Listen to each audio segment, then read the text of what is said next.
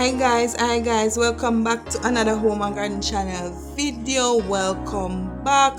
Thank you so much to my existing subscribers and viewers for coming back to watch another video, another home and garden video. Thank you so much for always coming back. And to my new subscribers and viewers, thank you so much for coming on board. And I do hope you find my videos interesting.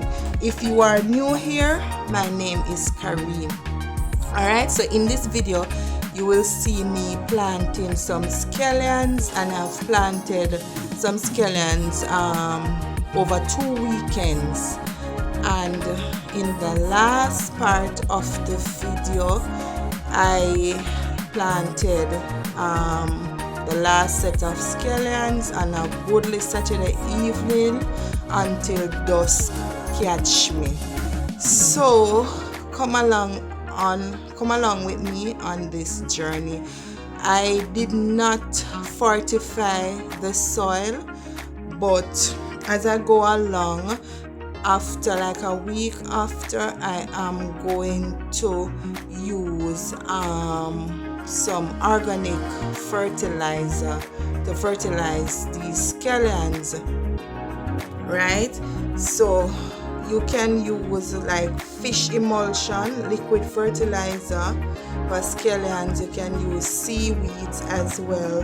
You can use bone meal, compost, well decomposed compost. You can also use comfrey tea as a liquid fertilizer. You can use eggshell and wood ash. But in another video I will really emphasize some more on the different fertilizers that you can use, the different organic fertilizers, and go in some more details about the individual organic fertilizers that you can use to fertilize your scallion plant. So it's just a short video showing you that I have added some scallions to the land, which is the new garden that we have started recently.